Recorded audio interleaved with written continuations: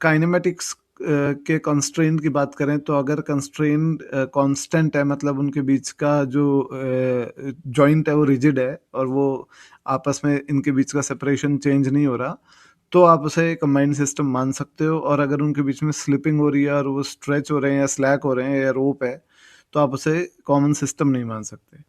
अगर एक्सिलरेशन दोनों का सेम है तो आप उसे कॉमन सिस्टम मान सकते हो, अदरवाइज डिफरेंट है तो नहीं मान सकते।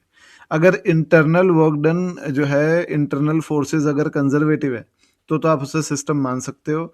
जैसे हमने बात करी थी कि अगर स्टैटिक फ्रिक्शन लग रहा है ब्लॉक्स के बीच में तो आप सिस्टम मान सकते हो, और अगर स्टैटिक फ्रिक्शन नहीं है, काइनेटिक है, नॉन कंजर्वेटिव फोर्सेस हैं, तो आप उसे सिस्टम नहीं मान सकते। अगर मास डिस्ट्रीब्यूशन जो है वो सेंटर पर कॉन्सेंट्रेटेड है और वेरिएबल नहीं है, पर अगर मास डिस्ट्रीब्यूशन जो है वो ग्रेडियंट पे डिपेंड कर रहा है, जैसे मान लो स्प्रिंग हैवी है और स्प्रिंग में मास है, और स्प्रिंग की लेंथ ऑब्वियसली स्ट्रेच करने पर अलग अलग हो जाएगी, तो हर केस में मास ग्रेडियंट अलग अलग हो जाएगा। स्प्रिंग में अगर उसको आपने एल खींचा हुआ है तो मास ग्रेडियंट अलग होगा, और 2L खींचा हुआ है तो अलग होगा। तो उस केस में भी आप सिस्टम नहीं मान सकते स्प्रिंग को पूरा एक ब्लॉक के साथ।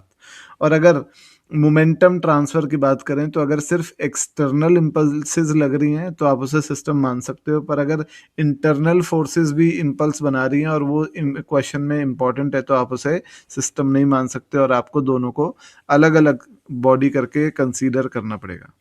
तो बच्चों, आई होप इस वीडियो में आपको एक अच्छा नॉलेज मिला होगा एडवांस थिंकिंग ब्लूप्रिंट से रिलेटेड, और ऐसे ही चीज़ें मैं अगले वीडियोस में लाता रहूँगा। और मैं आपसे रिक्वेस्ट कर रहा हूँ बार बार कि प्लीज़ आप इस सीरीज़ को शेयर कीजिए और भी बच्चों से। आप, मैं समझ सकता हूँ कि आपके कॉम्पिटिटर हैं, पर आप देखिए, किसी को नीचे, आप दूसरे की लाइन को छोटा करके आगे नहीं बढ़ सकते, आप अपनी लाइन को बड़ा करने के बारे में सोचिए, है ना। तो क्योंकि क्या है कि आप अगर शेयर करेंगे और अच्छा रिस्पांस होगा तो मुझे भी एक इनकरेजमेंट मिलेगा, और अगर यही रिस्पांस, ऐसा ही रिस्पांस आया तो फिर मेरे को इनकरेजमेंट नहीं मिल रहा है इसके लिए, और मैं थोड़ा सा डीमोटिवेट हो जाता हूँ। पर ऑब्वियसली आप अगर मुझे मोटिवेट करना चाहते हैं तो प्लीज़ इसे शेयर कीजिए, और अगर आपको ये कंटेंट वैल्यूएबल लगता है तो आप ज़्यादा से ज़्यादा बच्चों को शेयर करके उनको, उनके भी रिव्यूज़ लीजिए कि ये कैसा कंटेंट है। Thank you.